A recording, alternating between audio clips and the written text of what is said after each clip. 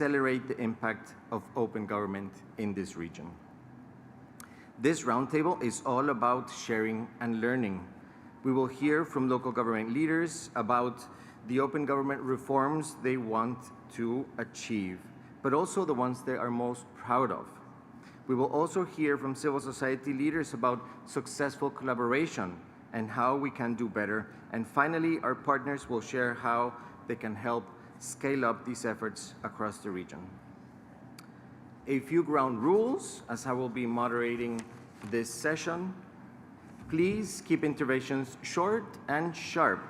We want to have time to hear everybody, but more importantly, we want to be able to get out to eat lunch on time. I will be calling on you in random order, an order that only I know, to keep you all engaged and guessing who will be next. This is the first of many such conversations that we will bring you together to shape the future where every local government is an open local government. So let's get started, because if there's one thing local leaders and civil society have in common, is this: they don't wait for change. They make change happen. Good. So I would like to begin giving the word to our incoming CEO, Aidan Eyakuse. Thank you very much, Jose. Good morning, everybody. It's wonderful to be in this room, and I'll tell you why with a story.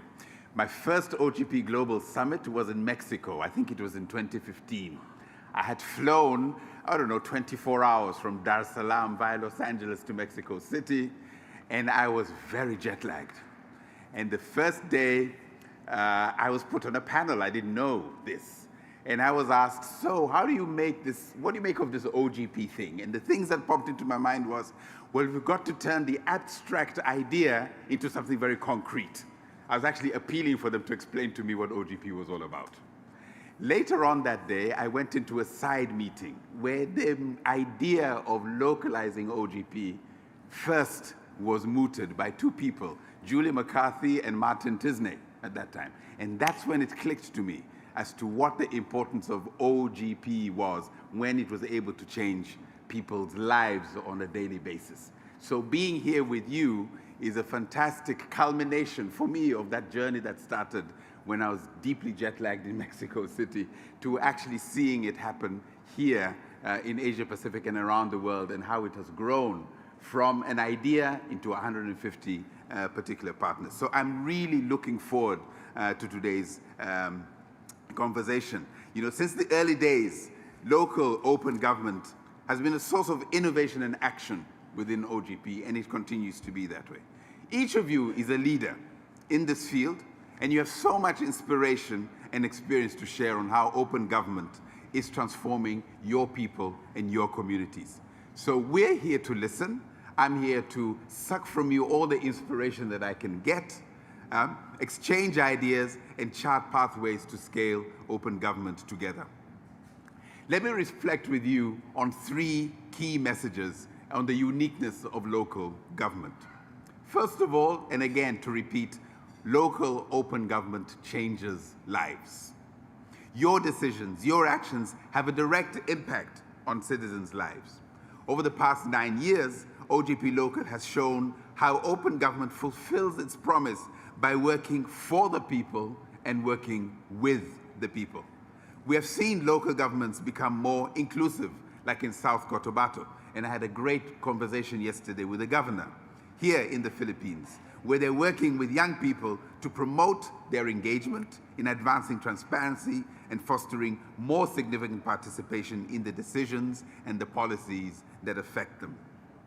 And in Semarang and West Sumbawa in Indonesia, where spaces for dialogue are supporting groups such as women, children, and seniors to voice their concerns and to propose solutions. You are tackling your community's issues head-on, first through open government, from improving access to public buildings, such as in Vanadzor, Armenia, to expanding maternal health in Banggai, Indonesia. You are improving efficiency through better public procurement in Larena, here in the Philippines, and fighting climate change in Yerevan, Armenia, where citizen participation promoted the adoption of energy efficiency solutions in daycare centers so that more money could be saved and be put towards childcare. Together, these examples remind us of the power of open government to bridge the gap between policy and people, unlocking solutions tailored to the unique needs of every community. Message number 2, OGP Local drives impact and drives innovation.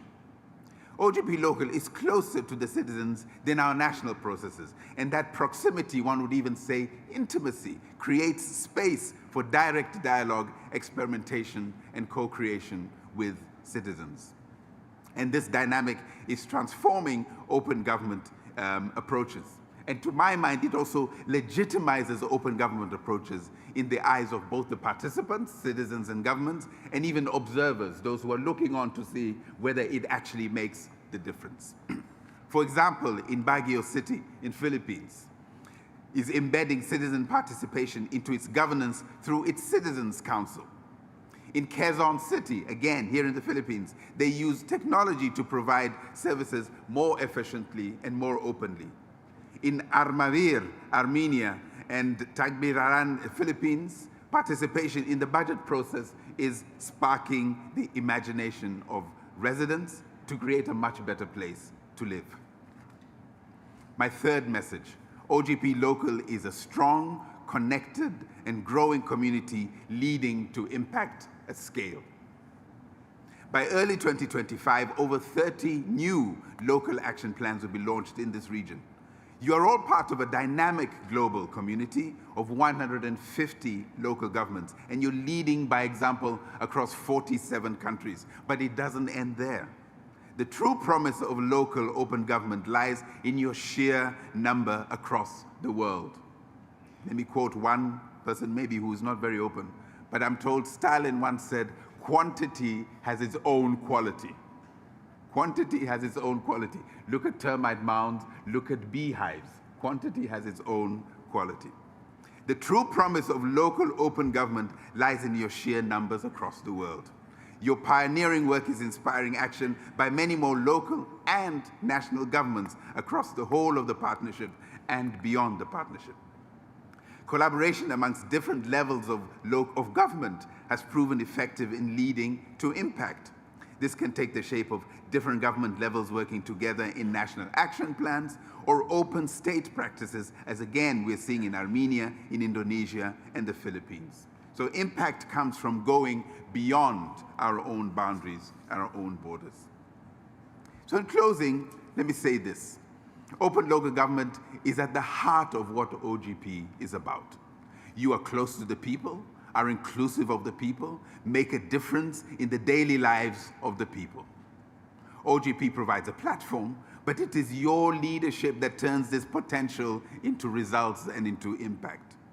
And so I urge you to foster greater collaboration, deliver concrete results. You're already doing so, we need more.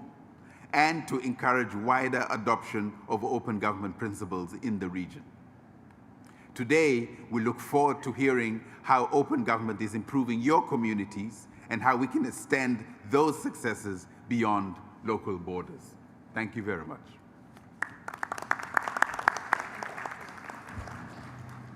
Thank you, Aidan, for those words. I would like to call next on Diana Torres. She's the Regional Governance Advisor in UNDP's Bangkok Regional Hub and is a co-convener of this meeting right here. And it's been a pleasure to be able to collaborate with you in bringing this group together. And also thank you for always being a champion for open government, and very much looking forward to our collaboration in the future. Diana. Thank you, Jose. Distinguished government representatives, governors and mayors, Mr. Aidan Ejakusi, incoming CEO of OGP, Mr. Jose Maria Marin, lead of OGP Local, members of civil society, dear partners and colleagues, good morning. On behalf of UNDP, it is really my great privilege to welcome you all to this local leaders roundtable, driving open government, action and ambition in Asia and the Pacific. And I want to thank everyone for joining us today in this conversation. The theme of the Roundtable centers on leadership and local governance, an issue of growing significance as Asia and the Pacific continue to experience the fastest urbanization rates in the world. Over 55% of the global urban population lives in this region. UN estimates that by 2050, almost 70% of the people will be living in cities in this region. This demographic shift from the rural to an urban region underscores cities' immense responsibility in shaping national and global development. You know very well that achieving the SDGs depends on local action. Nearly 65% of the SDG targets require local implementation, making cities and municipalities frontline actors in poverty reduction, education, public health, and climate resilience. For today, allow me to highlight 3 key messages as well that will help us inform our discussion. The first message is about the essential role of visionary and collaborative leadership that is required today. Governments alone cannot and should not shape local futures. Inclusive, greener, and more resilient cities are built through collaboration among citizens, private sector, academia, and governments. The traditional top-down decision-making model and siloed response is inadequate for today's challenges. Instead, leadership that is collaborative and future-oriented is essential to meeting citizens' needs and aspirations and to protect the rights of future generations, as well as to attract private sector collaboration and investment in a transparent and responsible manner. Digital and innovative platforms now make engaging citizens and gathering feedback from stakeholders easier, fostering a closer connection between governments and citizens. An inspiring example in Asia, for example, is in the city of Bangkok, Thailand, which has adopted an open government approach using open data, open contracts, and open dialogue to build public trust and foster citizen and private sector engagement in the city's green and resilient urban transformation. The second message is about the need for local and urban governments to change and to adapt to today's complex challenges. City leaders are no longer just administrators. They must be visionaries and problem solvers.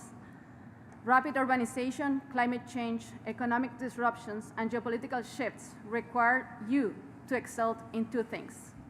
1, adaptation, responding to the immediate risk like climate disasters and economic shocks while protecting and working with your communities. The second is anticipation, using innovation, data, and digital tools to build resilience and prepare for future challenges. For example, in this region, the Baguio city in the Philippines is leveraging digital innovation to enhance resilience.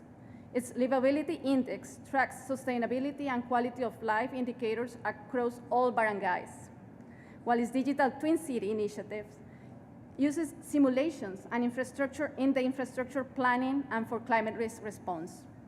These initiatives have earned Baguio City a recognition for its commitment to sustainable urban transformation at the recent CityNet SDG Awards. My third message is about putting people at the center of governance. This is central for tackling corruption, inequalities, and environmental degradation. Inclusion in governance means 2 things: ensuring public goods and services are accessible to all, particularly to the marginalized groups, cutting down the bureaucracy and the red tape, and putting people at the center, a human-centered design for public services and goods. It also means actively engaging citizens in decision-making, in policy implementation, and in oversight and accountability. The Musrembang process in Indonesia demonstrates this commitment, where participatory budgeting aligns with local development priorities with community needs. Undp has been a proud partner in supporting this people-centered approach of local planning.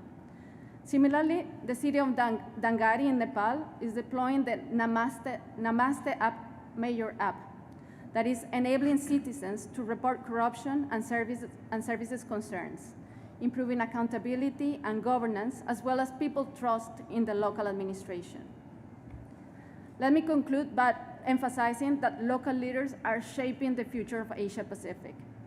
And to ensure that this future is sustainable, inclusive, and resilient, greater emphasis is needed on the innovative, open, and adaptive forms of governance at all levels. In this context of complexity and rapid change, local actors are no longer only responders to climate and economic shocks, but proactive drivers of sustainable and resilient communities. UNDP stands ready to support you in this transformation, and I encourage you to stay connected with UNDP country offices and the UN country teams as we work together to build well-managed, green, inclusive, and thriving cities and municipalities for all cities in the region. Thank you for listening, and I look for an engaging discussion today. Thank you so much. Thank you, Diana, for those reflections and always being UNDP an important partner in this movement. So we've heard a couple of examples, but I think it's best that we turn to the leaders on the ground that are leading these, that can tell us a little bit more about this, both from government, civil society, and our partners. We are many, and there isn't enough time, so I'm usually very nice and very kind, but I have to be a little bit strict on timing. So please excuse me for that, but I'm sure that I won't need to be mean, as you all stick to your time. But we heard just about urbanization. If I'm not mistaken, here Quezon City is one of the biggest cities in the Philippines, and I would like to give the word and invite Joy Belmonte, Mayor of Quezon City, as our first speaker. Okay, good morning, everyone. I did not expect to be the first speaker. I thought it would be Mayor Benji Magalong over there. But for context, and if I got the question correctly, we were told to prepare what we believed was one of the most probably outstanding projects that we have done in support of or in alignment with the Open Government Partnership. And for context, those who don't know where Quezon City is, it is in Metro Manila, and it is 1/4 of the metropolis, and we have a population of about 3.2 million people. And one of the problems that was quite grave when I took office in 2019 was the problem of corruption, bureaucratic red tape, and non-transparency in the use of the people's resources. And so we wanted to be a model for good governance. And we believe that the best way we could do this is to be able to embrace digital tools. And so one of the first steps we did was to create a platform called the Quezon City e-Services. And at present, of course, it took us quite a while to build this, but at present, 6 years down the road, this platform has 100 services now online, from paying your taxes, applying for a business permit, renewing your business permit, paying for your real property taxes as well, business taxes, every single service. No, not just the transactional ones that have to do with business and revenue generation, but also social services. Services like applying for a scholarship, services like applying for housing, applying for death benefits or burial assistance or medical assistance. Everything that any citizen needs is now available online. So it is possible now to do business in the city, get benefits, get assistance without setting foot in Quezon City. And as a result of this, there has been much, I think, positive feedback from the people. But I believe the most important thing is that we have been able to reduce or in fact eliminate red tape. We are the model city of the ARTA, or the Anti-Red Tape Authority. And also, I think one indicator that you are addressing corruption is if your revenue is rising. And so I'm proud to say that the revenue of the city, the budget of the city, has increased by 90% since 2019, from 21 billion to 40 billion, without raising taxes. I want to stress that, just by employing good governance measures and tools. So And now there are 3 million people that are registered in our e-services account, and this include not just our citizens, but also everybody that does business in Quezon City. And I believe that this has really increased our responsiveness to the needs of the people. This has made sure that our resources are used equitably. This also has ensured that there is no face-to-face interaction and less or no discretionary powers that could influence corrupt practices. And I believe that this digital tool still has many room for improvement. So this is now the next step that I would like to get into when you ask me the next question, which is about what we want to do in the future. So I know there's a second question, right? Or can I proceed now with that?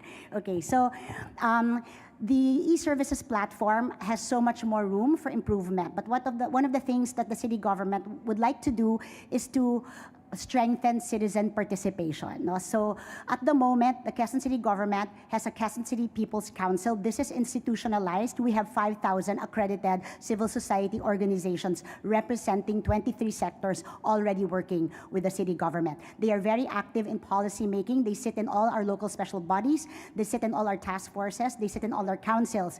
And they are active participants in when we pass ordinances through the city council. But I would like this group of people, our CSOs, to be capacitated more, because I would like them to participate in the budget process. So participatory budgeting is one of the #1 priorities of our city government now. So this entails, of course, capacity building for all our CSO members, which we are going to undertake. And we would also like to incorporate participatory budgeting in our e-services platform so that this can be done online as well. So that's one. And the second, we are currently now building a open data dashboard wherein we would like all the information pertaining to our city, housing information, demographic information, gender information, climate information, education, health statistics. Everything will be online for easy for transparency and for the benefit of our citizens. But in conjunction with information, we also would like to develop a better feedback mechanism so the citizens can file their complaints, register these complaints, especially those that have to do with corrupt practices, especially those that are not reaching us because they belong to the far-flung parts of our city. Our city is the biggest city in Metro Manila, and we would like to be able to generate that feedback from the people and develop a framework so that these can be easily resolved. We can time them, and then we can rate the performance of the different departments of our city government. And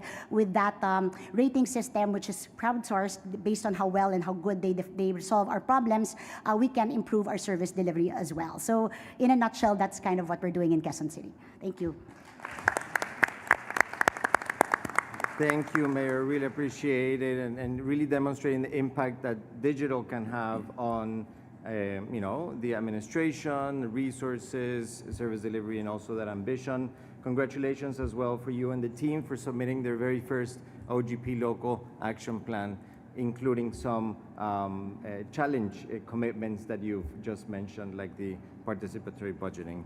So thank you very much for that. And now I'm actually going to go right to your right and call on Mayor Sargsyan from Armavir, Armenia, also an OGP member. Mayor. Բարև ձեզ։ Ուրախ եմ այսօր գտնվել այստեղ եւ մասնակցել բաց կառավարման գործընկերության այս կարևոր համաժողովին։ Մեզ համար սա ոչ միայն հարթակե փորձի փոխանակման համար, այլև հնարավորություն ամրապնդելու մեր հանձնառությունը թափանցիկության, հաշվետվականության եւ մասնակցային կառավարման նկատմամբ։ Բաց կառավարման գործընկերության շրջանակում համագործակցությունը ոչ միայն ուժեղացնում է տեղական ինքնակառավարման համակարգը, այլև խթանում է համայնքների զարգացումը ներգրավելով հասարակությանը որոշումների կայացման գործընթացում։ Թիմ կառավարություն համագործակցության լավագույն փորձը Արմավիրում մասնակցային բյուջետավորման ծրագրի ներդրումն էր։ Արմավիրում մասնակցային բյուջետավորման շրջանակներում համայնքի բնակիչները հնարավորություն ունեն առաջարկելու համայնքային զարգացման ծրագրեր եւ քվեարկել դրանց իրականացման օգտին։ Սա թույլ է տալիս բնակիչներին անմիջականորեն ազդել իրենց համայնքի բյուջետային հատկացումների վրա, ինչը մեծացնում է վստահությունը տեղական ինքնակառավարման մարմինների նկատմամբ եւ ապահովում է ավելի թափանցիկ գործընթացներ։ Այս մոդելը ոչ միայն ամրապնդում է համայնքի կառավարումը, այլև բարձրացնում է արմավիր համայնքի վարկանիշը, որը որպես առաջադեմ թափանցիկ եւ ժողովրդական կառավարման սկզբունքներին հավատարիմ համայնք։ Մենք հասկանում ենք, որ համայնքի վարկանիշի բարձրացման ուղղակիորեն կապված է արդյունավետ կառավարման, մասնակցային քաղաքականության եւ նորարար լուծումների ներդրման հետ։ Դրա համար էլ մենք շարունակելու ենք ընդլայնել թափանցիկ կառավարման մեխանիզմները, ներգրավելով մեր համայնքի բնակիչներին որոշումների կայացման գործընթացներում։ Արմավիրը 2022 թվականին միանալով տեղական ԲԿԳ համակարգին կամավոր հիմունքներով ստանձնել էր մասնակցային բյուջետավորումը համայնքում ներդնելու this implementation of this project of participatory budgeting. In the first year, the level of engagement was not high due to the lack of awareness and trust. The second year was much more efficient, and Armavir was included in the pilot project of participatory budget, receiving support both from local and international partners, for example, GIZ and civil society. It allowed us to increase the scale of the process and increase the level of local engagement, having more resources and control. In order to implement this project, we received huge support from the Ministry of the Local Administration. We were supported by their experience on different stages of the engagement budgeting. The results were also gained through the close cooperation with ministries and other bodies. We built tight relations with their representatives. So the projects also allowed us to organize teamwork with government and local administration. For us, the increase of the level of people's engagement was very important. It was visible even after the processes, especially during the second year, where the citizens were more actively engaged in the process of proposing, voting, and they even helped the implementation. Armavir also includes not only the city of Armavir, but also 10 villages. So we launched the process of sharing information, which is very important in the process of aligned development of the region. Thanks to those actions, we started and are implementing projects like building of playgrounds, reconstruction of parks, of municipality building, and so on. These actions allow the citizens to take part in decision-making processes, in the budget allocation, and we also are happy that our example inspires the neighboring communities. Mezzamor is a new ODP member, and they are already ready to implement these mechanisms. Thank you. Thank you, Mayor Sargsyan. Very nice to hear also the reflection that this is a process. At the beginning, maybe citizen participation is slow, but by continuing and sharing results, you can see more and more participation. I would like to now go to Indonesia, specifically to Madiun City. We have with us Mayor-elect Maidi, who just arrived this morning to be here with us. So we appreciate the effort, and the word is yours.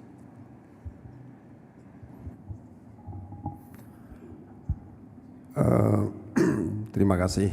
Pada siang hari ini saya diberi kesempatan menyampaikan permasalahan-permasalahan kota. Saya Wali Kota Madiun, Indonesia. Khususnya tadi sudah disampaikan beberapa teman wali kota.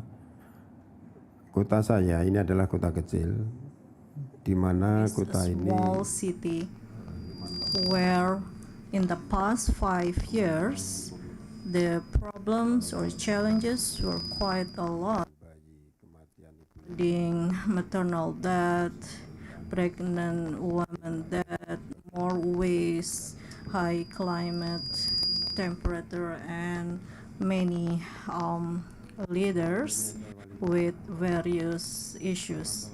So with these recent problematic situations, we think that it is influenced by the community itself. So as the mayor, I open to the community to discuss with the community about the budgeting.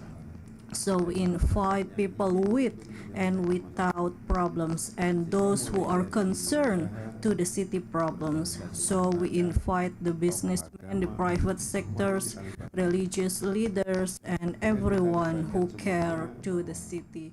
And we invite all of them on how to deal with these current problems. So all we do open budgeting process, we welcome feedbacks, critics, and we implement the project together. So with this condition, so when we hear any feedbacks or critics or problems, so we'll hear them and we will do the steps to deal with them. So one of the things that we did is that we want people and everyone will support. For example, one baby is being born, then these parents will plan one plan. So it will have a good feedback that we can get more oxygen and will improve the condition of the environment. So it is one thing. So how about the flooding? So all the infrastructures, we have to do sustainable infrastructure construction. So how we build this infrastructure and how to give the rain to be absorbed by the land. And when we plan the program, we conduct musrenbang. So it is a city level discussion among the stakeholders. So there will be no one is blaming, no one is against the government. So we are the facilitator for the people. So the government doesn't need to have a feeling that they are against the community. So with this kind of condition, so gradually our city is improved. And I heard that one of the successful implementation is information technology. Once we improve the capacity of the community in terms of dealing with information technology, and we do some change, concrete change, and they will feel the impact of this achievement. And we welcome the critics, and it is a constructive feedback with the city. So during the program evaluation, one of the things that we discussed there is how we evaluate all the programs and how this program can address the challenges or problems. So in my city, there is no pregnant mothers who are having the maternal mortality is decreased very significant. Now it is zero maternal mortality, and now there is no more flooding. And our commitment, the hospital, those people who are getting sick should be decreased, not higher number of people who are sick. And the hospital's revenue should be decreased. So this is what we convey the message to our stakeholders. And all the activities is open, starting from the law enforcement officers, and we invite them on how to support the program in conjunction with support from the communities. And we shouldn't have, reach with the program implementation when we also want to make an open budgeting and open reporting regarding the expenses. So minus 54 million, and now it is really having a significant improvement in terms of the revenue. So that's why we can fund, or we can have a budget for funding our own infrastructure development in terms of flooding management, and also improving the condition of the hospitals, so people will be get healthier with our financing, self-financing system. Thank you very much for your attention. The effort to attend here and sharing those ambitions and those results. I would like to take an airplane now and maybe go to the Kyrgyz Republic, where we have two local members, both Bishkek and Osh, and they're very lucky to be able to be supported by civil society organization, the Development Policy Institute. Here we have Azamat Mamitov representing them. Thank you very much, Jose. First of all, I would like to thank Philippines government for inviting to such a beautiful regional meeting, and I would like to thank OGP support team for giving us such an opportunity to learn new things. As Jose said, my name is Azamat. I am representing Development Policy Institute. Development Policy Institute is working from 2007 on local self-government and citizen participation. We have two cities that are members of OGP Local, the capital of the Kyrgyz Republic, Bishkek, and the second biggest city, Osh city.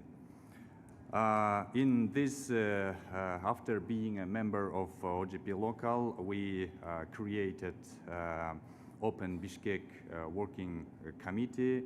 The working committee consists of 50% members of city mayor's office, and 50% is representatives of active civil society.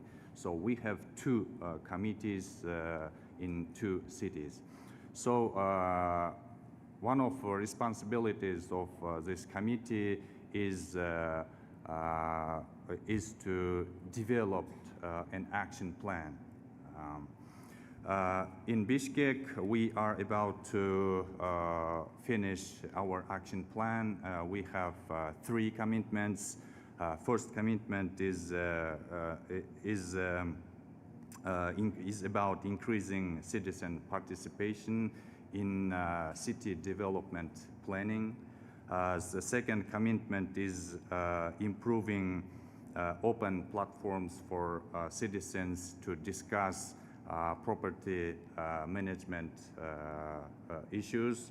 And the third commitment is improving citizen feedback mechanism. So feedback on how the mayor's office is working. And about the Osh, we are at the age of developing our action plan. And in Kyrgyzstan, we say that it is better to see one time than to hear 100 times. So attending this 3 days regional meeting gave me good ideas on climate change, new ideas on citizen participatory budgeting, new ideas on monitoring and evaluation system, new ideas on digital tools.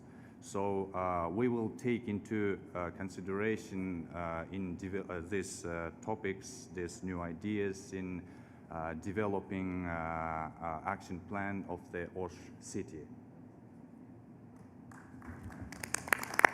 Thank you, Samad, for sharing that very interesting element of citizen participation and feedback in such things like land management, which I found really fascinating. I would like to now give the word to Liz Villegas, who is from UCLG Asia Pacific Chapter. They are an organization, if you don't know, that promote strong and effective democratic local self-government throughout the region, but also do so much more for stronger local governments. Liz. Thank you for the opportunity to be part of this dialogue. I speak on behalf of the Secretary General of the United Cities and Local Governments Asia Pacific. UCLG ASPAC is the largest regional section of UCLG, a worldwide association of local governments recognized by the UN. UCLG ASPAC has worked with Open Government Indonesia in providing training for local governments on international cooperation in 2023 and inclusive city development through cooperation in 2024. Promoting city-to-city cooperation can bolster regional development and support the implementation of the Sustainable Development Goals. Through these trainings, we have heard city testimonials on the success of decentralized cooperation. However, there are also challenges experienced in the areas of geopolitical context and legal frameworks. Additionally, on our work in capacity building, together with the Federation of Canadian Municipalities, we have developed a gender-responsive participatory budgeting training module. We also include GRPB in the finance module of the Asia-Pacific Mayors Academy, a program aimed at newly elected mayors and governors in the region. And it's also a pleasure to have beside me our Mayor of Fuvamula, who is also one of our alumni in this capacity building program. In public space development, we have worked with UN Habitat for a community-level participatory design of public space in the city of Surabaya.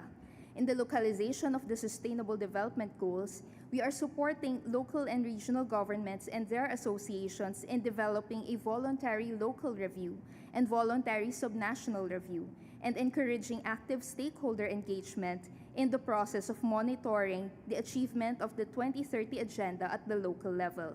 These are just some of the ways in which UCLG ASPAC has been expanding and deepening OGP at the local level. What we see as an opportunity for OGP is to support decentralized cooperation and enable cities to learn more from each other. The presence of champion local governments here show the strong political will of local leaders to OGP.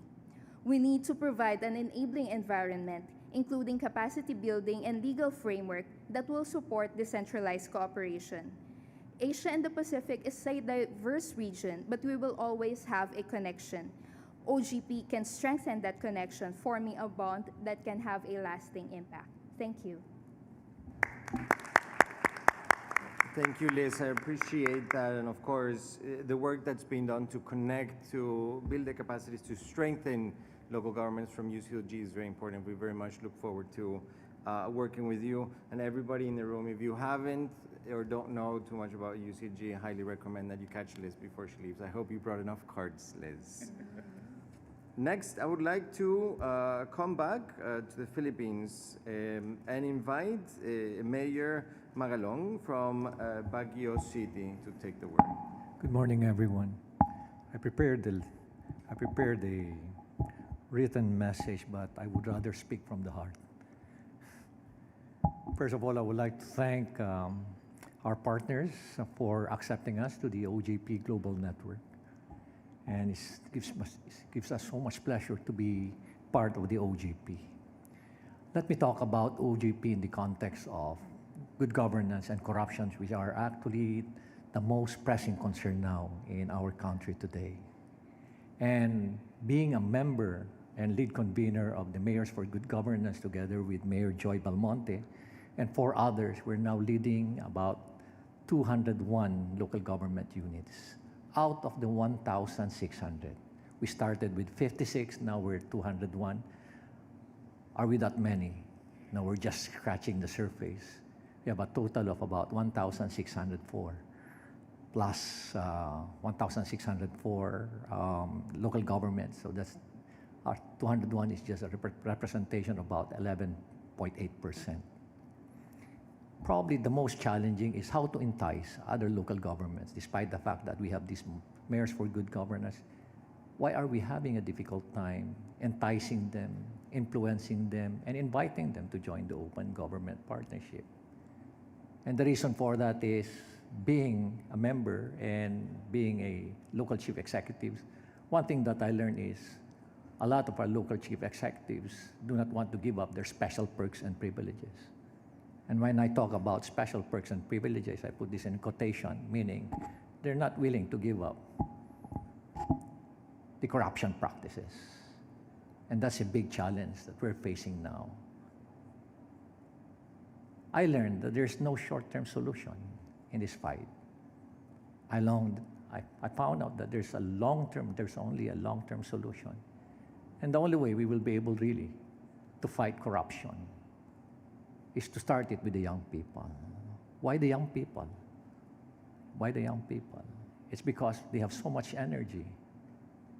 They're so courageous. They're not afraid to speak up. They believe in change, and they want to make a big difference. And that's the reason why in the city of Baguio, we're so enthusiastic in making sure that our young people are empowered. And there are only 3 ways by which we're empowering our young people now in the city of Baguio. Baguio is 49% IP. And you know, the culture and tradition of the IP, only the elders have the right to lead. Only the elders have the right to decide. But we're challenging the status quo. And so I've been talking to the elders now and telling them there are only 3 ways to empower young people today. First is allow them to take the lead. Allow them to participate in decision making. And the third is probably one of the most difficult skill and talent of any political leader, or any leader or elder for that matter, is to listen, active listening skills.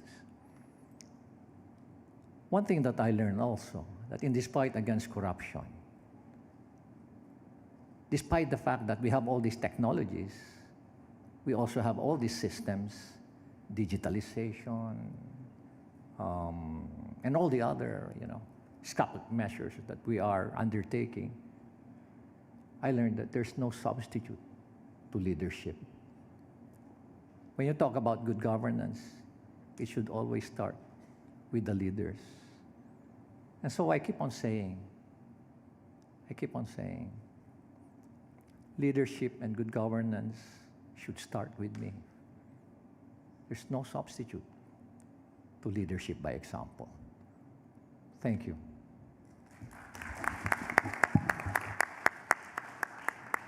Thank you, Mayor, for those words and really for highlighting the importance of that leadership, because this is a local leaders roundtable.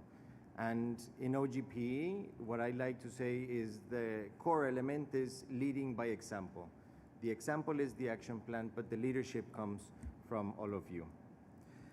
Thank you so much for that. I would like now to take us back to Armenia, to one of our newest members at OGP Local, the head of the community, Karchitrian Metsamor. Ողջունում եմ ներկաներին, շնորհակալություն խոսքի համար։ Մեզ համար մեծ պատիվ է ներկա գտնվել այս քննարկմանը։ It's an honor to be here and participate in this discussion. The municipality of Metsamor tries to create the governing model of transparency based on the aligned principle of governance. By adopting these principles, the municipality has the goal to provide information availability to the citizens and increase the level of engagement through specific mechanisms and provide innovation, efficiency, and inclusivity. We also try to enforce the dialogue and cooperation between different stakeholders in order to face the challenges, the local challenges together, uniting our forces. The action plan of 25-26 has two commitments which are directed at increasing the level of citizens' participation. First of all, through the direct participation of citizens in decision-making, budgeting processes. And the second one is creation of the network of active young people and ensuring their participation in decision-making processes. So, the implementation of participatory budgeting. This will allow to promote the direct participation of citizens in different processes of governance and increase the efficiency of problem solution. So we will create opportunities to citizens to discuss different ideas, projects which will be looked through, and we will select those the best ones and implement them. We also plan to implement the project of young ambassadors. So there are few opportunities for young people in the community, for example, to spend time or have education. And we think that this project will allow us to create links between different young people across the community. The main goal is to develop skills, leadership skills, and increase the activity, increase the level of awareness. And these young ambassadors are going to participate in events organized by the municipality, volunteering work. They will be engaged in in the creation of local policies. They will be the protectors of ODP principles. We will also create a body including women. Thank you. Thank you so much for those words and reminding us of the important role that the youth play in open government and our future. Good. Let's go once again on a short flight. I'm not sure how short or long it might be, but we want to go to Fuvahmulah in the Maldives, also one of our newest members in OGP Local, and I give the word to Mayor Rafiq. Hi, good morning, and Magandan Hapanpo. Thank you, Jose and team, for the invitation and making this happen, and also to the people of Philippines for the great hospitality. It really feels to be at home here. I am the mayor of Fuvahmulah City from Maldives. You may all know Maldives, but Fuvahmulah, I don't think so. It's the third biggest island or city in the Maldives. Third biggest for us, but maybe smaller than your smallest cities. It's around 5 square kilometers and around 13,000 people. We are famous for tiger shark diving, so if you want to dive with tiger sharks, please come there. You can mention my name to get 20% discount on that. Yeah. It's a great honor to be part of the OGP and especially being the first from South Asia, from the local government. And from this council's governance, I mean, we have been always focused on the transparency, accountability, innovation, and digital governance. So I think being part of this network is actually going to really help us in moving forward. So, I mean, we have been doing a lot of things in these areas. For example, we are among the first local governments in Maldives to comply with the Right to Information Act, and we have fully complied with it. And now we are working on the proactive disclosure to provide more information. Stated in the law, and also to engage with citizens. We have been trialing with voluntary advisory boards. So we have around 11 advisory boards, which people can join on a volunteer basis. So the idea is to have experts from these relevant areas, for example, on climate, on economic, on tourism, and allow these volunteers to actually advise the council proactively on their own, or if the council has some requests, they can advise on those matters. And we have also been quite, progressed on the online services from the councils. More than 95% of service, the citizens can apply online. You don't have to come to the office. So we seize it making more accessible. For example, those who are maybe special needs, who have difficulty to come to the office, they can apply for our service from home as well. And we also have a portal to report municipal issues, where you can easily report it and you can track it over time. And also from the council side, we can actually monitor what's happening, how it is progressing, what is being pending, for example, and it's easy for us to address it as well. And also, we have been very much focused on empowering women and the marginalized community, especially on the economic side. So we have had some programs and funding to develop skill development programs, and also helping them to fund through microfinance schemes, for them to start the business and sell their items. And I have been very inspired with the stories I have heard in these sessions, and also meeting other local leaders. So going forward, we have a lot of plans and ambitions, and one is on the citizen engagement. From the council, we have, I think for the first time in Maldives, in the council structure, we have a citizen engagement unit to start with. Last month we had come with it. And we want to proactively engage, especially the youth. So we have now launched a portal, an engagement portal, but we want to market it more and get more youth to engage with it. So through this portal, we can have various debates on social issues, community issues. We can get feedback on the proposals.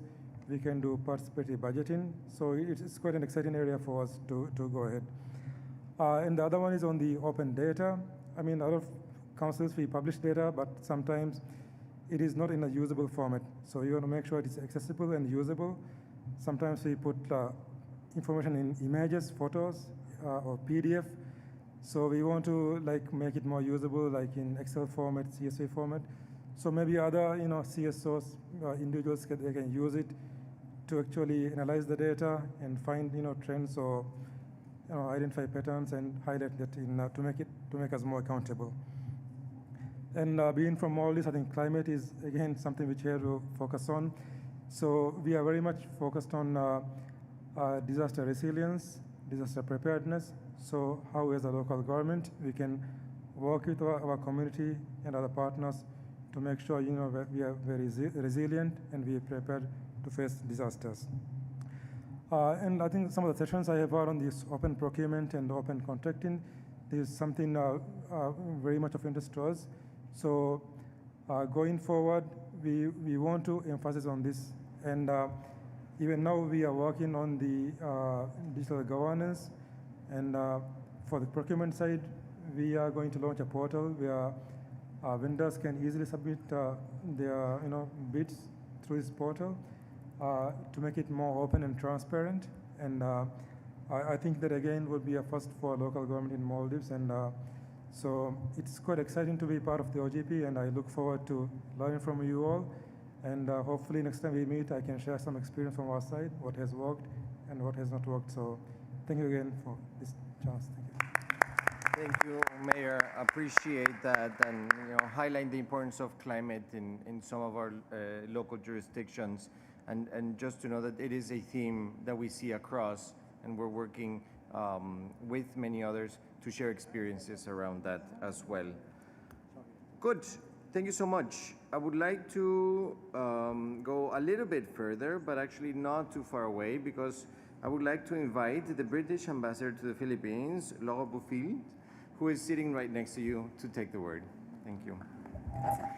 Thank you very much, Jose. And first of all, thank you for inviting me. I feel incredibly humbled to be here with local leaders and champions who are actually doing the work of taking open governance to their cities and municipalities. So thank you very much for giving me the opportunity to join you. The UK is one of the founding members of Open Governance Partnership, and we remain incredibly proud to be supporting and working closely with you. The question put to me as a partner of OGP was, how can we help? What is our role in this space? And I'd like to highlight 3 areas where I think we can and must make a difference. One is from a political level, the second is in terms of our investments, and the third is in terms of our partnerships. But first, on the political side, I think we, liberal democracies in particular, have a responsibility to keep talking about the fundamental importance of open governance. We should do this in international fora. Of course, we should do this whenever we have the opportunity to do so, to raise these issues, to make them part of the international discourse. We can politically also use our positions, such as mine here as an ambassador, to shine a light on good practice, create platforms where appropriate, and celebrate success where they exist. We have to recognize that many of the leaders that are champions for open governance and that are with us today are indeed courageous and bold leaders that sometimes take risks in doing what they do, sometimes fighting against vested interests in so doing. So I think celebrating their success and giving them a platform is really very important indeed. And third, I think we do need to also create spaces for lesson learning and dialogue, creating networks amongst leaders so that they can support each other and learn from each other. In terms of investments, we've already heard some important ideas. I think we can invest in better understanding what works in different contexts. So there's something about monitoring and evaluation, and then when we invest in learning, investing in scale and taking to scale the innovations that you are all telling us about to maximize your particular impact. I think we can invest in innovation, and some innovations won't work. That is okay, recognizing that in all of this there might be an element of failure. I think that's part of innovation. Failing is fine, failing fast is what we want, and learning fast from that as well. We've spoken about capacity building. Of course, that's essential in open governance in general, in public financial management, in many thematic issues that we know about, not least climate adaptation that you mentioned earlier, but also with young ambassadors, as we were hearing before, so, and as Mayor Magalong was telling us, investing in young people and their capability to drive change, I think is very, very important. And I think we should invest again in those cities that do things well. So I'm based in the Philippines. I'm immensely proud and privileged to be able to partner with Mayor Belmonte in Quezon City and Mayor Magalong in Baguio on climate change or on water, whatever works in particular cities. We need to put our money where our mouth is on that. And then the third role I think we have is on partnerships. So we've spoken about partnerships, of course, and collaborations across public and private. Here I want to bring in the role of the private sector as well as innovators working closely with cities and young people and civil society organizations and the like. And I think as partners, friends, and supporters of all of you, this is an area where we can also add value. Thank you. Thank you very much, Ambassador. I'm really loving particularly the areas of investment. I think, of course, learning and innovation is part of what we want to see more of here at OGP Local with the support of partners like you. I really appreciate that. Good. Now, let us move on to Mayor Calibo from La Arena. They are also one of our newest members and OGP Local that have just submitted their very first action plan and challenge commitments as well. Mayor. Yeah, thank you very much. Good morning and good afternoon, everyone. Honored and blessed to be here. Where is La Arena? For starters, La Arena Siquijor is in Region 7.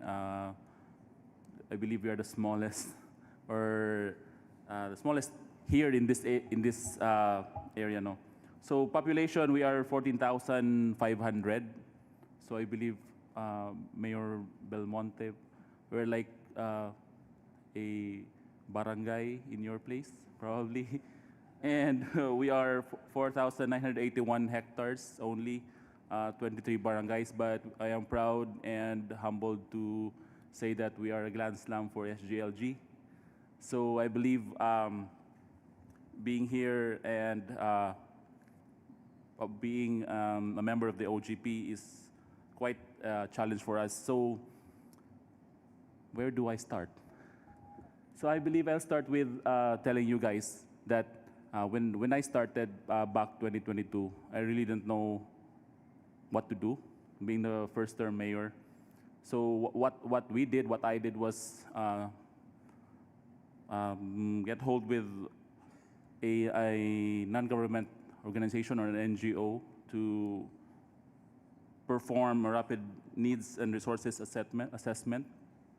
So we got that from the early months of my term.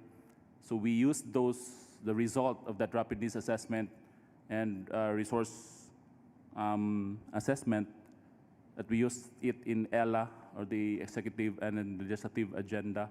So that's where we started. That's where I started. Wherein that assessment includes all sectors, from women, from the farmers to fisher folks, youth. I believe everybody in our barangays were included. So from then on, we made plans to include all these, should I say, things, all those problems, all those issues from the barangays in our planning. So successfully, or with those problems being brought to us, we were able to make, should I say, a better plan. That's why maybe we got the SGLG for the third time. And however, it's been a challenge for us in the LGU. Why? I believe it's one of our problems that we raised about the procurement. Yeah, about the procurement, sad to say, late last year, some of our back members were suspended. So yeah, it has been a challenge. So we started from scratch, I believe, and we have a new members on our bids and awards committee. So right now we are still trying to adapt and learn from the mistakes that we had previously, and trying to train all these new ones in our group, being new to this career. And of course, from our team, I have with me my municipal and planning coordinating officer, so Engineer Christine over there. So yeah, I believe we are here to listen. We are here to learn from you guys, being one of the smallest member of this OGP. And I hope and I believe that with your stories to share, we can learn and we can use it in our small little place. Thank you, everyone. Thank you very much, Mayor, for sharing those interesting words about how you started, but also sharing some of the challenges. And I think it's also a good reflection that doesn't matter your size, What matters is your desire to improve and to become more open. And that's something that really binds us together. Good. Next stop, and we're going down the list pretty well, so I want to thank everybody for staying in time. We'd like to go to Kuludufushi in the Maldives and invite Mayor Atif. This is very interesting because you don't have to be an OGP local member to be able to be a leader in open government and be here in these spaces. Mayor, the word is yours. Esteemed guests, attendees, good morning and thank you. I am Mohammed Atif from Maldives. I have the privilege of serving as the mayor of Kurdufuri city. It is located in the most northern part of the Maldives. A small city, the population is around 15,000. First of all, I want to express my gratitude to OGP and UNDP for inviting me and giving me the opportunity to take part in this Asia and the Pacific regional meeting. And today it is a great privilege for me to discuss our city's progress in embracing open government principles. Kurdufuri city stands out as one of only 6 institutions in Maldives that comply with mandatory information disclosure requirements, and the first local government to achieve so. We are the first local government to achieve so. Also, we are the first city council in Maldives to include civic engagement in the organizational structure back in 2021. And our city council has made notable advancements in promoting transparency and engaging our citizens. Our flagship reform has been a complete revamp of our public engagement framework. We have established regular drop-in sessions every Monday, allowing any constituent to engage directly with council members and as well as me to express concerns or share ideas regarding ongoing projects and community matters. Additionally, we have implemented public consultations prior to finalizing each year's work plan and the budget. This initiative has fundamentally changed the way we interact with our citizens, shifting from a conventional top-down approach to a more collaborative governance model. The results have been remarkable. Through these open dialogue sessions, we have seen increased citizens' participation in planning and implementing local development projects, more efficient and problem-solving as issues are addressed before they escalate, enhanced trust between the council and the community members, better informed decision-making incorporating diverse community perspectives. Looking ahead, we are embarking on even more ambitious reform. We plan to move beyond mandatory disclosure requirements to implement full transparency of all council data and information. This includes comprehensive disclosure of financial and procurement data in analyzable formats, setting a new standard for fiscal transparency in local governance. Furthermore, we will be launching targeted engagement initiatives, particularly focusing on youth participation through our new youth talk sessions we have planned. These specialized forums will be created, dedicated spaces for young people to provide feedback and ideas across different areas of city development, ensuring their voices shape our community's future. These initiatives extend beyond our city's limit by demonstrating that transparent participatory governance is achievable in small island communities. We are contributing to the broader regional dialogue on open government. Our experience shows that size doesn't limit our ambitions when it comes to good governance. At this moment, we are not a member of the Open Government Partnership, but we are looking forward to the opportunity to join OGP soon. Thank you all. Thank you very much, Mayor. Really appreciate that. And of course, happy to have you as part of this community in any configuration. And let's talk about membership later on. Thank you so much. Good. I would like to go now back to Indonesia, where I would like to invite the Assistant Secretary of Economic Development of West Sumbawa, one of our OGP members, who's going to be starting the co-creation of their second action plan very soon. Suhadi. Okay. Thank you very much. Hadirin sekalian yang berbahagia, selamat siang. Good afternoon. I am Suhadi. I'm from West Sumbawa, West Nusa Tenggara in Indonesia.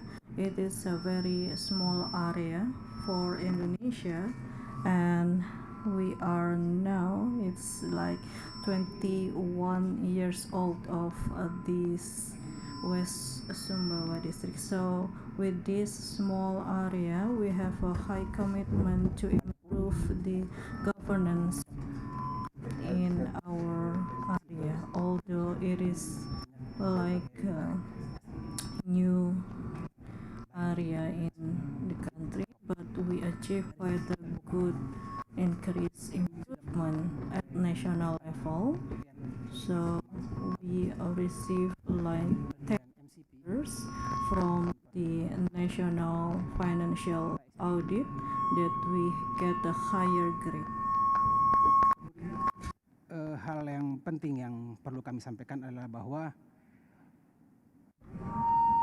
kami punya komitmen yang sangat kuat untuk membangun di Kabupaten Sumbawa Barat.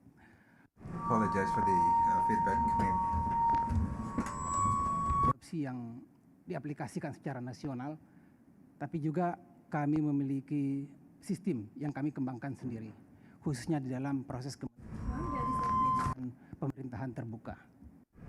Sorry, there's a feedback. I apologize. I cannot provide a proper interpretation due to feedback. Maybe the headset of the mayor is too close to the microphone, so I cannot provide the proper interpretation. I apologize for now. Seminggu sekali. I'm sorry, Suhadi. Can you please wait for 1 second? We're having an issue with the translation. Okay. 1 second.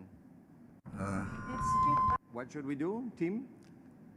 Can you remove the headset next to Mr. Mayor to turn it off? So maybe that's the feedback coming from the headset on his table. Okay. Can you take it off?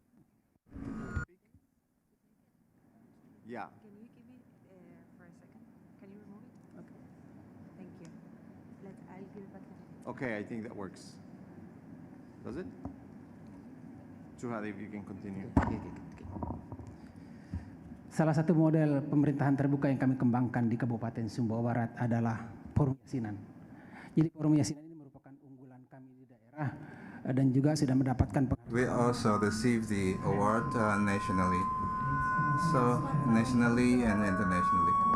We feel that with this forum, that the people's complaint system that applied nationally and generally did not work effectively. For example, the call center and also the complaint logs or other channels where people, the community were not using it. So we, as the head of the Sumbawa Barat district, to issue a new idea so that the channel to provide this idea, provide it directly. So we sit together in a forum and openly, and also in the forum, the community, the people can convey their complaints. It can be provided directly to the government apparatus, the officers regionally or other verticals or relevant institutions. So in this forum, we not only presented the regional institutions, but also vertical institutions such as the police, regional police, and also the local military commander, and also other institutions like the land office and other regional office. In this forum, the community, the people can convey their complaints or their concerns, and the government can provide quick response within 24 hours for all of the complaints in this forum that we have. With this forum, we find that there have been a good interaction between the people and the government, and they feel like there are no distance between them. Then they can give these feedbacks and inputs directly to all of these institutions, vertical, and they provide them a convenient way to communicate. And this is the kind of participation that we need from the people. In this forum, we have performed an evaluation regarding the achievement of the development and other things, the gaps that still need to be improved. And the government also gives their strong commitment to improve the services to the people. One of the important things is that democracy is one of the effort to improve the basic services to the people so they can become a better every day on the daily basis. Thank you very much. Thank you very much, Suhadi, for sharing with us that very interesting forum for exchange. Now, I would like to go to Arpin Hakobayan. She is the president of the NGO Center in Armenia, civil society organization that has been supporting an integral part of our members, Gyumri and Vanadzor. Arpin. Thank you, Jose, and thank you, dear guests, colleagues, leaders, and champions. It's a big honor for me to have an opportunity to have a speech during this roundtable and sharing experiences and inspirations for a more open, inclusive, and resilient future for our communities. As the president of NGO Center, Civil Society Development NGO, I am delegated to reflect on the significant strides Armenia has taken in advancing open government principles at the local level, with a particular focus on Vanadzor, Armavir communities. Armenia's journey with the Open Government Partnership began in 2011, embedding principles of transparency, accountability, and citizen participation into its governance frameworks. Vanadzor and Gyumri City jointly applied to become a local OGP partner in 2012, and since there they are implementing commitments. The local engagement of Vanadzor and Gyumri communities as members of the OGP local network represents a major milestone, laying the groundwork for a new area of collaborative governance. This progress, despite challenges such as pandemic and regional conflicts, has demonstrated the resilience and potential of open government to transfer lives at local levels. While talking about Vanadzor City, the most significant achievement in this process has been the establishment of constructive partnership between the local government and civil society organizations. Unlike earlier initiatives where cooperation often felt obligatory, this time the enthusiasm and responsibility demonstrated by the municipality were remarkable. Together we have advanced projects designed to make our communities more transparent, participatory, and efficiency. My colleagues have already mentioned the main significant achievement in Armenia. It's its participatory budgeting. So I would like to tell that the champions in Armenia of participatory budgeting is Ministry of Territorial Administration and GIZ, and so this is a really significant achievement for Armenia. Participatory budgeting has emerged as a significant tool for enhancing local governance and community engagement, allow citizens to directly influence how municipal funds are empower residents to give them a voice in decision-making on public projects such as infrastructure improvements, educational facilities, and community services. The OGP commitment of participatory budgeting reflects a growing commitment to transparency and civic participation, aiming to strengthen democratic practice and foster greater accountability at the local level. This innovation not only increased civil engagement, but also strengthened trust in local governance. While speaking about civil society organizations in driving OGP processes, I would like to mention that the role was pivotal role in bridging the gap between government and citizens. Through our involvement, we facilitate inclusive dialogue, advocate for participatory reforms, and monitor the implementation of commitments. Especially in Vanazor city, civil society organizations have been instrumental in three parts, mobilizing diverse voices. For the first, we ensured that vulnerable and marginalized population, including people with disabilities, were actively involved in co-creation process. For the second, building capacity. With support from the international organizations, more than 20 stakeholders, including CSOs, educators, and media representatives, were trained in open government concepts and digital democratic tools. And for the third, ensuring accountability. Civil society is at the forefront of monitoring progress, providing independent evaluations of commitments and promoting transparency in resource allocation and service delivery. Despite these successes, there is room for improvement. First, we need stronger institutional mechanisms to ensure that participatory practices are embedded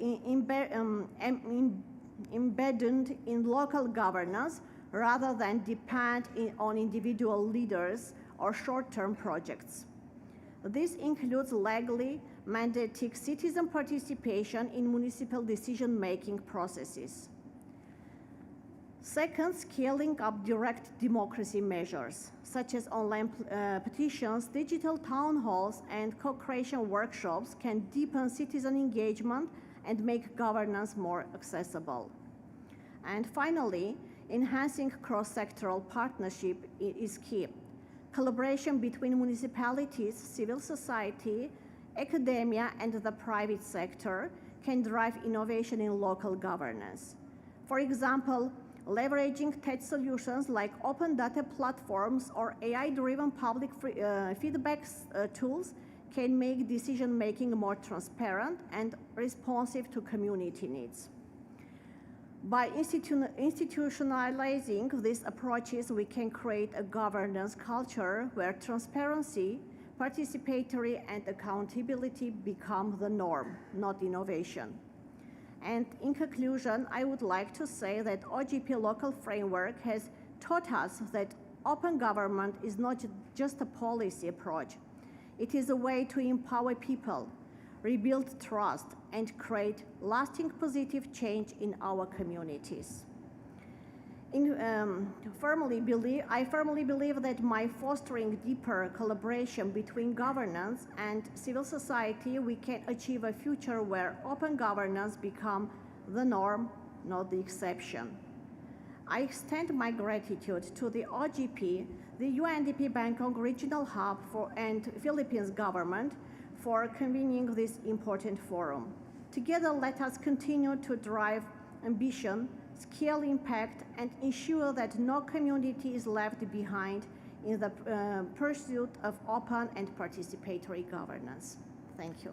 Thank you very much, Arpin, for those inspirational words and reminding us the important role of civil society of bridging these gaps that we really need to close. Good. Next up, I would like to invite Mayor Garcia from Balanga City in the Philippines to take the word. Please, Mayor. Yes, thank you. Good afternoon to everyone. So I'm Mayor Francis, and I'm the mayor of the city of Balanga, which is in the province of Bataan. It's the capital city, just across Manila, across Manila Bay. But right now, by land, you have to go around Central Luzon to get there. But we are a fairly small city, more than 100,000 population.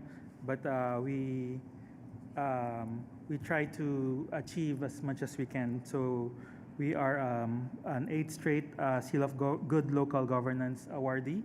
We're also the 2024 most business-friendly city for Level 3 cities.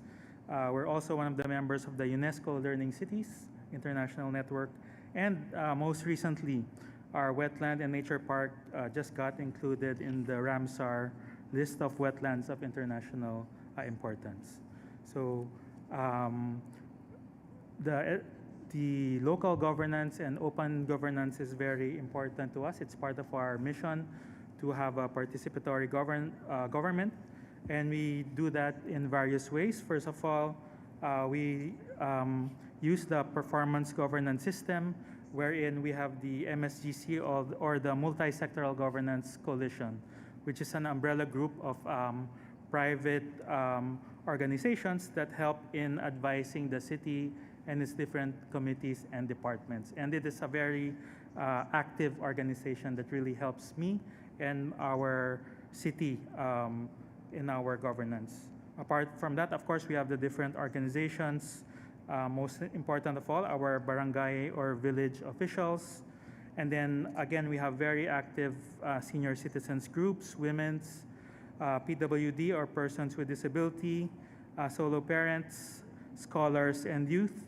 Of course, our Chamber of Commerce, our farmers and fishermen, and our cooperatives. And we really actively get feedback from all of them. And if there are any suggestions or complaints, it gets to us right away. And also in the membership in the different committees in the city, like the Local Development Council, Local School Board, we actively get from our private citizens organizations to help us. And this directly leads to our budgeting efforts, etc. And then if the other ways that the people can reach us, of course, is through City Hall. Just go to City Hall, go to our office, my office, or our department heads. And Facebook has proven to be a very invaluable tool. So I hope it's okay to. So some might not like social media, but for me, it's been a very valuable tool. So we have group chats for everything, especially during times of disaster. All the important members are included, the barangay officials, so that there's immediate feedback. And then, of course, through the city message hotline, they can get a message from anyone in our population. And of course, in my own account, I always and actively read not just your regular chat, but the message request, even the spam, because there might be some messages there of someone trying to reach out to me directly for their concerns. And of course, the national government also has the 888 Citizens Complaint Hotline, which our citizens actively use also.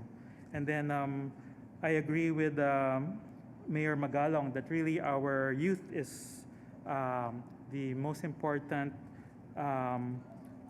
population that we really have to educate.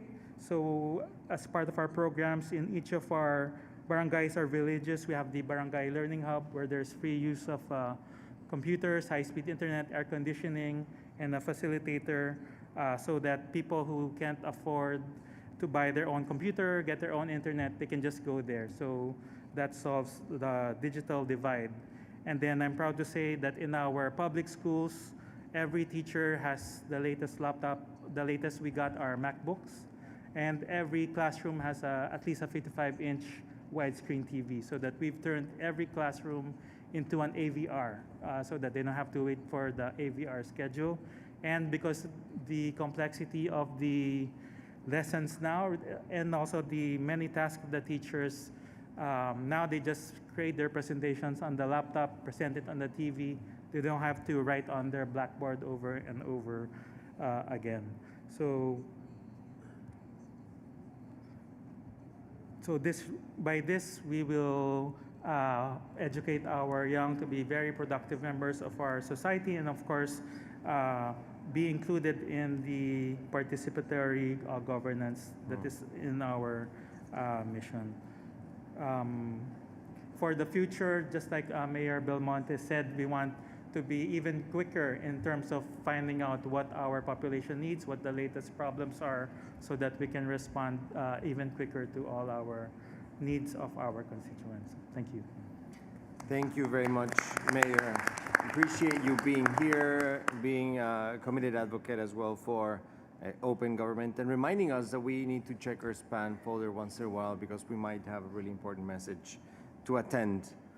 Excellent. Now I would like to call on the Deputy Head of Finance of Yerevan Municipality, Mr. Minasian. Հարգելի գործընկերներ, ողջունում եմ ձեզ այս կարևոր նախաձեռնության շրջանակներում։ Երևանի քաղաքապետարանը իրականում My warm greetings for this beautiful commitment, and Yerevan municipality has done a lot to have democratic and wide system which is prosperous than ever. And in this context, as we don't have enough time, I will focus on the main things. Particularly, I would like to talk about civic activities. And Yerevan municipality has recently triggered the platform system, which is a bridge between citizens and community. And with this platform, due to this platform, citizens have the opportunity, have the possibility to raise their problems, to talk about their concerns, and try to find a staff that will tackle the problem and find solutions and way outs in this situation.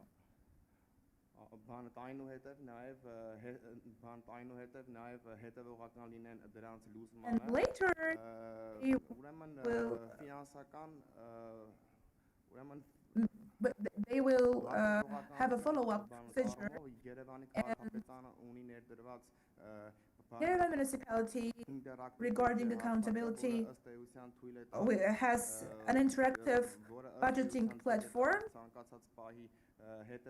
which basically helps the staff to perform accountability. Sometimes all these details are not available for the citizens, and that's why the municipality has launched citizens budget project, and this is a very important document, and this is a very, very important bridge, a very important opportunity for the citizen. As Yerevan municipality in 2025 has developed to have a budget, has drafted it with its main issues. They will show what they will give the community, what the advantages will, what benefits they have for the community. And I think that the next step is to go closer to participatory. And why are we so peculiar in Yerevan? We will try to invest to introduce AI in all these participatory procedures, and that will be a completely new U-turn in this process. It will be a boom, I think, and it will be a great opportunity to make the transition easier so that they can do it with ease, and there will be no obstacles for them to show their initiations, their concerns, and also we have a midterm project implementation. We want to have the financial map of the city. Well, the map will show the example map of Yerevan, and point by point we will have all the projects and the budget will come along with them, and we will have the expenditure list, we will have the expenses, and the citizen will have a concrete access to all these budgets, all these projects, to see what the next step is, what projects are going to be implemented, and tracking will help them a lot. I think this much. Thank you for your attention. Thank you very much. Really appreciate that innovation that you're sharing and ambition of Yerevan that you've demonstrated through your action plans as well. Now, I would like to turn to Muklis Raya, who is a program director in Patiro Semarang, one of the civil society organizations supporting our local member, Semarang. Thank you, Jose. Salamat. I am Muklis. I'm working for Patiro. We are working focused on budget and good local government. We are facing some difficult as well in Indonesia. For example, this week our president giving a new decree about the budget efficiency for my country. So they're cutting the travel budget for all the public servants in Indonesia. So I think because of this meeting as well, this impacted to this meeting. So because of only two, I see only two measures from Indonesia, from 8 OGP local should be participate in this meeting. But I think this is no problem, but the most important is the commitment from all the local government. Secondly, I would like to say Indonesia, we're facing a decrease of democracy indicator, but we still hope the positive one, but the public participation is still open, and the door, we can use the doors is the OGP to still ongoing the process of democratization in another countries as well, not only in Indonesia. So I would like to, what is the action about in our countries? So I would like to tell you all about the specific action, but the most of the process of co-creation is about the commitment. At the first time, we are working in not only in local but working in national. But in this context, I would like to tell you about the lesson learned about what we do in the local context. Semarang is the big cities. This is number 5 in Indonesia. The big number 5 in Indonesia. We have population 1.6 million, and as we know that there is transition in all over Indonesia. We are on the transition of head of the mayor in most of Indonesia, especially in Semarang as well. But sometimes we're facing the issue about how the OGP issue is rising for the mayor itself. So we have to be commitment, and we have to be continuous the meeting with the government and the civil society.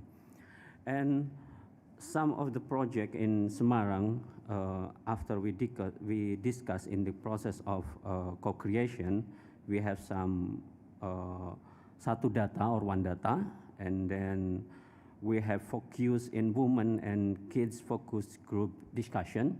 It's quoted by the Undp Bangkok. It's Musrembang, which focus discussion which focus on women and kids, and then the most important is, I think I would like to say in this forum is about digital intervention.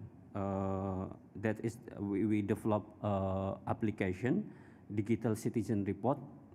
Maybe we call it, the tagline is Hai Major, or in Indonesia we say Sapa Mbak Ita, or because the name of Mayor, recently Mayor is Ita, so we say Hai Mbak Ita.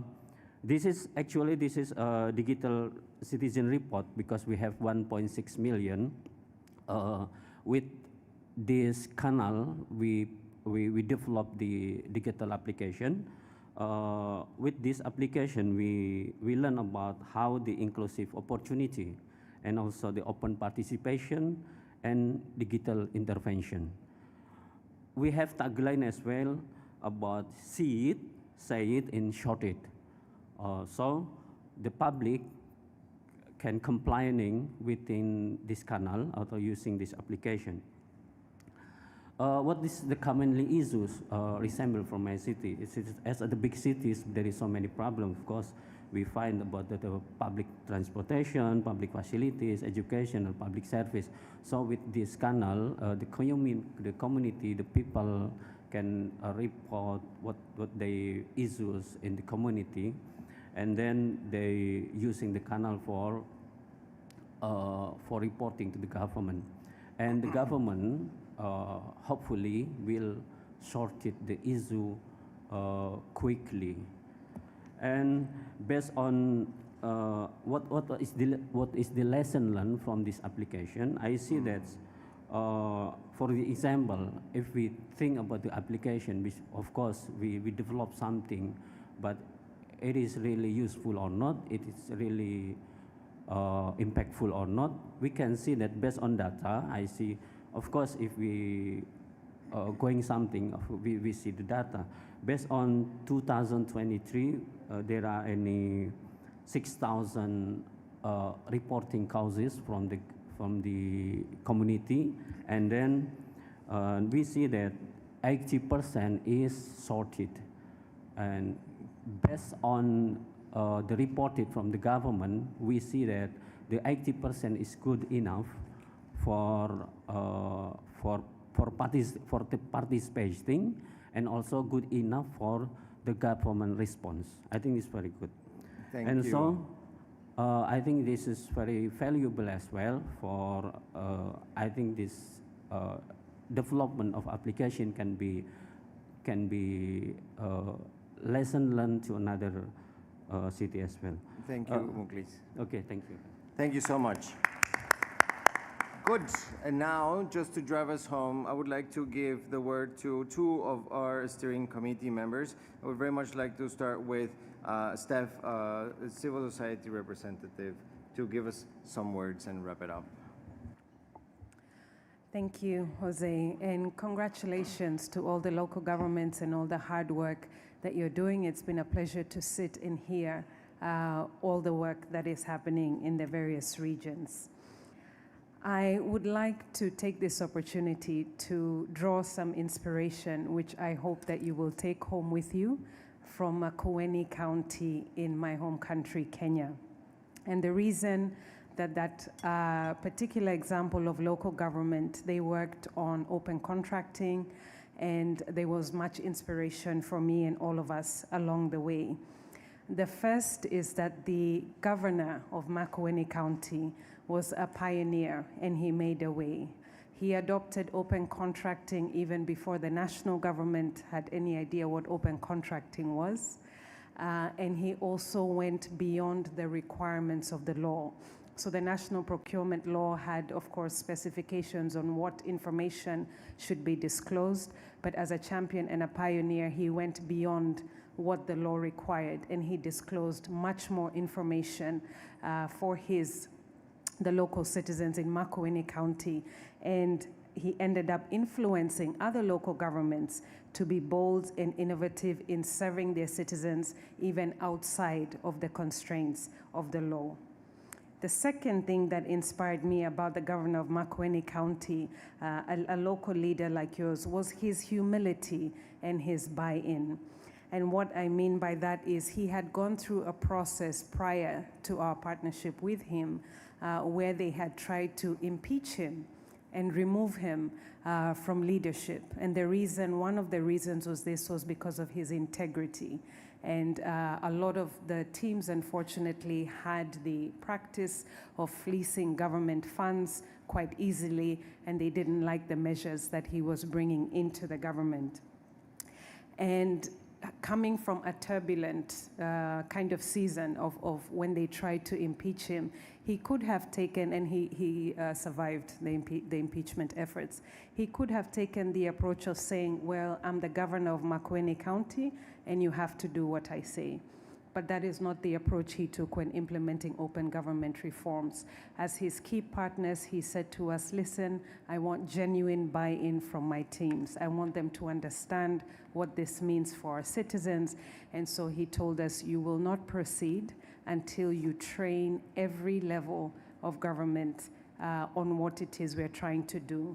And so he required us to train the local cabinet, the directors, all of the implementers, so that their mindsets would be shifted towards open government and what it means both for government and also for citizens, because it would also improve government efficiency and so on. And that humility of approach stuck with me, and I hope that it's an inspiration for you as well. He also invested in peer support for other local leaders. He invited and hosted other local governments to learn from what Makueni County were doing. And this resulted in other local governments taking up open government, open contracting reforms with him kind of as the lead influencer in the region.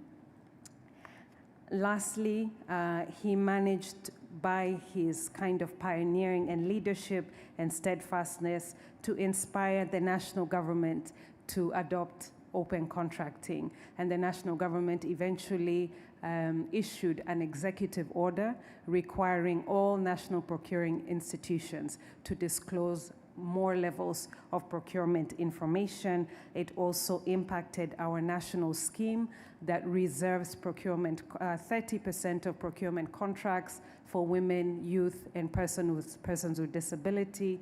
That was previously compromised by people that would use these vulnerable groups to be able to get lucrative contracts. But adopting that approach by the national government helped this initiative achieve what it was supposed to achieve. So this was one local champion that had this full effect by taking up open government reforms. And so my goal in addressing you today is to inspire you as leaders. Majority of your work focuses on leading teams and securing results for your citizens. However, I encourage you, like this leader, Professor Kifuda Kibwana, to look up from managing your teams, to look up from securing results from your citizens, and look across. Be deliberate in using your work to make a way for others. Be deliberate on building genuine buy-in in your team so that your hard work on reforms is entrenched and is sustainable even beyond your tenure. I encourage you to invest where possible in peer support for other local governments in your region, to be able to take up the same reforms with your leadership, with your experiences. And I like what the ambassador that you said, failing is okay, but fail fast and learn quickly. And I think that would be valuable if you choose to take leadership in your region. And so I wish you every success in your continued work in open government. I hope it's okay, Jose. It's my last chance to be able to say thank you to the government of Philippines for hosting us, for the excellence, the planning, and the execution. I look forward to working with you all in my term as co-chair of the partnership starting later this year. Thank you very much. Thank you, Steph. And because you mentioned, no, not because you mentioned, but I would like to now give the final word to Yusek Wilford Wong from DBN, our host, also a steering committee member, and a champion not only in open government at the national level, but also local level. Yeah, Yusek. thank you very much, Jose, and thank you very much also, Stephanie, for your kind words about our organizing and hosting this regional meeting. Excellencies, local government units, open government advocates from the government, civil society, private sector, and development partners. The stories and examples that you have shared this morning were impressive and very, it is to be taken as a good opportunity for us to continue and spread these practices, and at the same time poses an opportunity for us to improve on the challenges that we are facing in our respective local governments. As we strive to make governments more transparent, accountable, and participatory, we must encourage that real impact happens at the local government, the first point of contact to our citizens. Their proximity to people makes them powerful agents of open government principles. However, local government often faces barriers such as limited resources and weak institutional capacity. It is crucial that we continue to empower and equip local actors with the tools, legal frameworks, and political support that needs to be institutionalized through open government reforms. The Asia and the Pacific region houses some of the biggest democracies in the world, and local open government plays a pivotal role in strengthening these democracies from the ground up. When governments at all levels work together, we can create policies that reflect realities on the ground, foster inclusive participation, and ensure transparency in a way that we can help our citizens build trust. Collaboration across national, regional, and local governments, it is not just beneficial, it is necessary. As we advance the OGP agendas in our local jurisdictions, I urge all of us to prioritize local open government in national strategies and action plans, encouraging to continue multi-level partnerships to scale impact and sustainability, and to support peer learning and resource sharing between the national and local governments. By working together, we can build governments that truly serve the people from the grassroots to the national level. The future of open government depends on collaboration. Let's make this happen. Thank you very much. Well, this concludes this session. I just want to thank all of you for your time, for your dedication, for your inspiration. And I really hope that we can continue to work so that we can change those numbers and make this region even more open at the local level. Thank you very much.